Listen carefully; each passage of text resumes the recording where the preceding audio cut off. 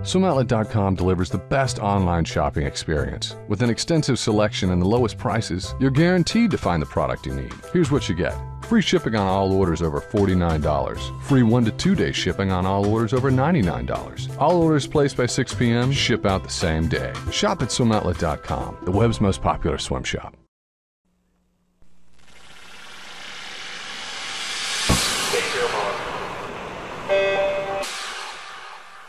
Welcome to Race Day on Swimming World TV for Thursday, August 2nd, 2012, brought to you by SwimOutlet.com, the web's most popular swim shop. I'm your host, Jeff Commings. It's another day at the London Aquatics Centre and another day of world records and upsets, as well as what could be the final matchup between Michael Phelps and Ryan Lochte. To talk about it all with me are our Swimming World correspondents there in London, John Lohn and Tiffany Elias. Hi guys, good to see you again. How you doing? Doing well, Jeff. It was a great night. Good, Jeff. It was definitely an emotional roller coaster tonight. Yep, definitely was. Well, we gotta start with the men's 200 back final and men's 200 IM final because they're both kind of intertwined with Ryan Lochte in both. Men's 200 back, Tyler Clary getting the gold medal, 153.41. Rysuke Uriye second, 153.9, and Ryan Lochte third, 153.9. Then about 30 minutes later, Lochte's back for the 200 IM final where Phelps got the better of him, got that elusive three-peat, 154.27. Lochte's 154.90. And Laszlo Che, as always, is third, 156.22. John, I got to ask you, I'm sure everybody was expecting more from Ryan today because, as he's been saying, he's been training for this day for 4 years. I get the feeling that after that loss in the 400 free relay, his state of mind for this meet is really in another place. I don't know if it's 100% that, Jeff. If you look at the way he's swimming, he was just better off in Shanghai last year. And sometimes you hit perfectly, and sometimes you're a little bit off. If you want to call this off, for anybody else, they would love this. But I can see tonight the 200 back deflating him going into the IM, especially when it's a bronze medal performance. I think it's just a combination of not being quite where he has been in the past. Yeah, I think I want to think that too, but just I guess maybe it's all the talk of him being so confident before this meet, and like you said, sometimes you just never know that a taper just doesn't hit perfectly. Tiffany, what did you think of first Tyler Clary getting that gold medal, and then Michael Phelps being wall-to-wall dominant in that 200 IM? Well, in the 200 backstroke, going into the 150, Clary and Lochte were pretty even, and we thought, okay, here's going to come the Lochte wall that will separate him, and this is going to be a win for Lochte doing what he needs to do to go into the IM. And Tyler Clary really surprised. Either he surprised us on the last wall or Lochte didn't do exactly what he normally does, but they were both identical on that final wall. So Lochte didn't get his advantage there that he normally does. And the same advantage that we assumed he was going to have in the 200 IM on the breaststroke leg with Phelps, Phelps actually outsplit him on the breaststroke leg. So not only was Phelps about a third to a half a body length ahead of him going into the halfway, which is where he needed to be to hold off Lochte, he ended up outsplitting him there. So both of the advantages that we thought Lochte would have in both races, he didn't have. So I think those were the game changers in each event. John, looking at that 200 IM, I mean, obviously, as I said, Phelps getting that 3 feet, the first man to do it, the third person to do it. It just seemed, and we'll talk about the 100 semi later, it just seemed like all of a sudden that huge weight has been lifted off of him. Do you agree with that? It was a different look and a different body language to him, so I think that's a perfect assessment, Jeff. And it's nice to know that came through, not just here in person, but that people were able to see that. You know he didn't want to leave here without an individual gold medal. It was one thing to have it part of the relay. Nobody likes to win more than Michael Phelps. And for the 16th time in the Olympics, it's just hard to believe there it was. And yeah, it looked definitely like there was a side that got it done. And Jeff, I have to say, leading up to tonight, we've been talking about how Phelps has been looking. He's been jamming his walls. We didn't think he looked like he really had that pop that he normally does. And tonight was a totally different Phelps. He was hitting his walls better. He looked smoother. His 100 butterfly tonight, which we'll talk about later, looked really nice. And and John and I were discussing that we think he's got a lot more speed. So it was nice to finally see the Phelps that we were more used to tonight versus who we've seen the last couple days. Yeah. Well, let's talk about somebody else who had a huge weight on their shoulders. Rebecca Soni in the 200 breast final. Everybody around the world wanted to see her go under 220, and she did it, 219.59. Naomi Suzuki got second, 220.72, and Soni's training partner, Yulia Efimova, also got under 221, 220.92. You know, John, watching this race, I had the feeling that Suzuki and Suzanne van Biljon from South Africa, they were kind of trying to hold the pace with Soni, but it just seemed like really just a different kind of Rebecca Soni at this meet, especially in the 200. You know, what are your thoughts on how she swam that race today? Nobody was going to be able to stay with her.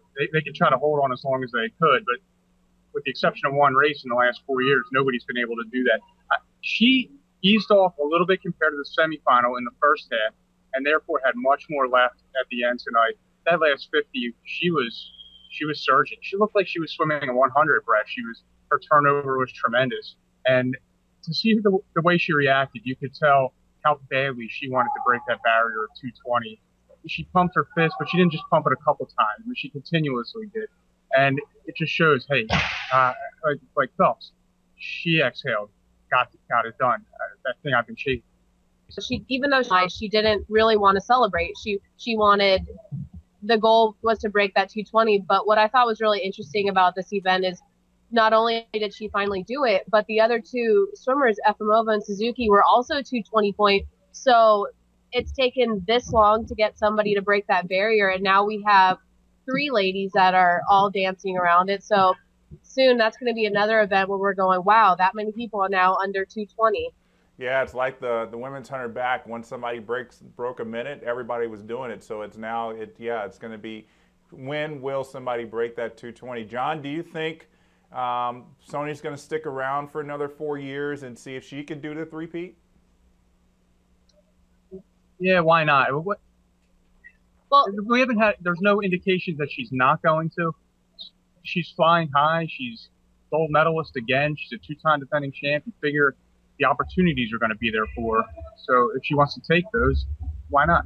Well, Jeff, and if Ricky Barnes doesn't propose here in London, then she's going to need to stick around for a meet that's big enough to out-top Griever's proposal. So I think if it doesn't happen in London here, then she's going to hang around till a big enough swim meet where he's going to pop the question. Yeah, I was looking at the medal ceremony. I was wondering if Ricky was kind of hiding behind somewhere and was going to run out after she got her gold medal and kind of, you know, really outdo what Matt and Annie did. But, you know, that's been done. That would have been copycat. Yeah, it would have been. So I guess Ricky's trying to find his own little unique moment, which I'm sure will be just as great. And, you know, even if it's a private moment, I'm sure Rebecca would be very happy. All right, women's 100 free final. Ranomi Kromowidjojo kind of proved to everybody that she is going to be the fastest woman in the world. 53 flat. Tang Yi right there of China, 53.38. And then Hera Semenya, who was the co-world champion last year, 53.44. Missy Franklin was 5th. Jessica Hardy was 8th. Tiffany, I gotta wonder, was this kind of a race where you know, that win was ever in any doubt? No, I think we all knew that was exactly what was going to happen. Kromowidjojo was out fast at the 50. I would have made bets that she was going to win. However, I was kind of shocked at how we know Missy Franklin doesn't usually have the speed right up front, but she was 8th at the 50. She still moved up a couple places. I thought she was going to be a little bit more in the hunt. Jessica Hardy was a little hit or miss. She's hasn't been as consistent as the other swimmers. She had a really great trials, but she was kind of, like I said, hit or miss for me tonight. So I definitely think Kromowidjojo had the gold in her, but I was hoping Missy was going to get in there for at least a bronze. Well, Tiffany, do you think that going 206 in that 200 back semi kind of maybe took a little bit too much out of her? Obviously, she didn't need to go 206. Do you think maybe that tired her a little bit more than she thought it would? To the normal swimmer, I would say yes, but we've seen her do it so many times that I have to say no.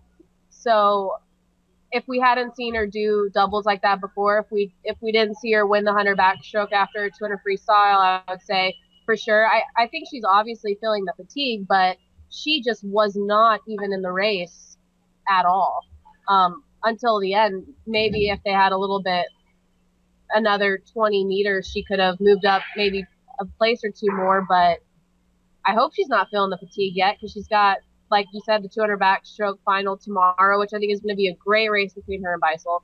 Excited to talk about that one. Yeah, and I think maybe that 100 freestyle, she's still learning it. I mean, she's still relatively new to it compared to her other events. So, you know, she's still got a long time to get better at that. All right, so let's talk about those semis. First up was the men's 50 free. Great swim between Cesar Cielo and Cullen Jones in that first semi, tying 21:54. Anthony Irvin, he's third, 21:62, and Bruno Fratis, 21:63. I think this is really just one of those races for the ages. I mean, this is like the 100 free where the door's a little open for Cullen Jones, Anthony Irvin, almost anybody to really get that gold medal. It's not as clear cut as I think everyone says it was. Do you agree, John?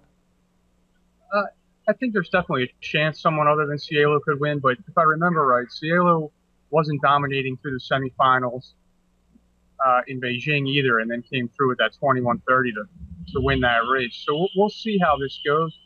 The Americans are going to be there. What was crazy about that race is that 2 guys went under 22 and aren't even going to compete tomorrow night. There are 10 guys under sub 22. An unbelievable amount of speed in the world. And what I think is awesome about Anthony Irvin in this race is at trials, when he was swimming really well after semis or after prelims, they said, "Can you do it again?" And he said, "I hope so." And after semis, he said, "I hope I didn't get lucky." And then today they asked him, "Do you think you have a chance to medal?" And he said, "I don't know."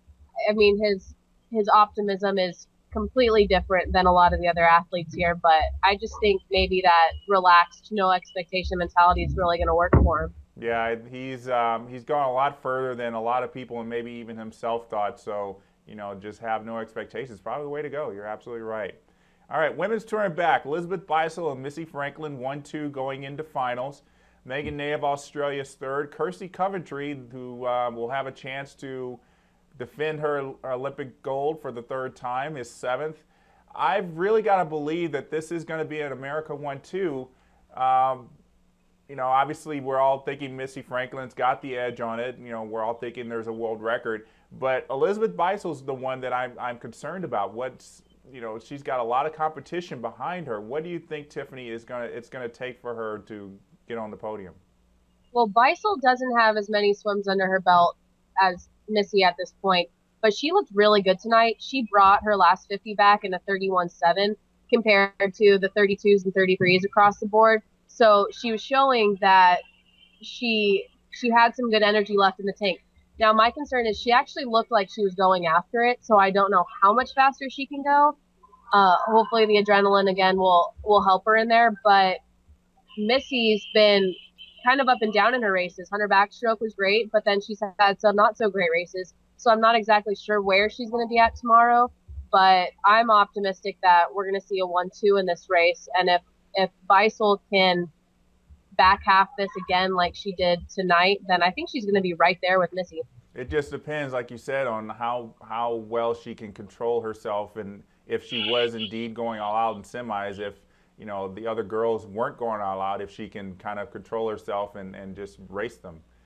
All right, last event of the night was the men's 100 fly semi, and Michael Phelps 50.86, the only one under 51 seconds.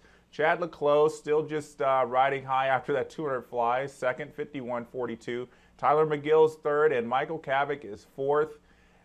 I don't think this is going to be Beijing all over again. I think Michael's kind of set himself up as a clear favorite, but you know, I'm not totally counting out Chad Leclos. He had the same kind of closing speed that Michael Phelps has. It's just a matter, I think, of whether Chad can have that speed that everybody else has. John, how do you see this race shaking out tomorrow? I'm just not convinced that Chad Leclos can be 50.5, 50.6. It's probably what it would take to, at minimum, to win the gold medal. Michael looked so good with that 50.86, and that was on the heels of the IM plus the award ceremony. So I could imagine he's going to be quicker tomorrow night. His speed's been good here. We saw that in the 100 freestyle. So that's a positive development. I'm expecting for his final individual swim of his Olympic career to see something special. That's what the guy does. Yeah, it definitely could be. All right, before we go, I wanted to kind of bring up the women's 800 freestyle prelims that we saw earlier today. And Rebecca Adlington and Lotte Friese, as expected, are 1-2. Katie Ledecky, the 15-year-old who everybody said is going to be a good challenger for gold, for third. Tiffany, obviously Rebecca's got 17,000 people in the stands on her side, and you know, what do you think is going to be the key for not just Lotte Friese but Katie Ledecky to be able to challenge Adlington? This home crowd makes such a difference. It is so unbelievably louder. Even I get the goosebumps when they're cheering for swimmers, for the Great Britain swimmers. Going to other venues, I feel like it's made all the difference there as well. So I think that extra adrenaline is huge. John and I were talking about Ledecky earlier today and saying that John said she looked good, but we're not necessarily sure how much left or how much faster she can go. I think this is Rebecca's race to lose. Yeah, I think it definitely is. But you know, I just think back to trials where she went after it and she held on. She went 8:19, which is not going to win a gold medal. But you know, I think you just never know. She's 15, John. I mean, anything could happen with a 15-year-old mind in the Olympic final. Just the way she looked today, I think she'll be around maybe a little bit quicker than what she was at trials. But you're right, Jeff. Maybe she's so naive that plays in her favor, that she doesn't know any better. What's the big deal? And then she goes out and maybe is 8:16, which we've only seen once in textile, and that was Janet Evans. Yeah, I think a lot of people would be, you know, everybody's saying she's the next Janet Evans. So to be able to take down that 8:16.22 would be something to behold. All right, well, that is going to be one of the races we'll watch tomorrow. Thank you again, John and Tiffany. We'll see you then. Thanks, Jeff. All right, bye, Jeff. All right, so once again, that's John Lohn and Tiffany Elias joining us from the London Aquatics Centre. That's going to do it for race day. We'll see you back here tomorrow.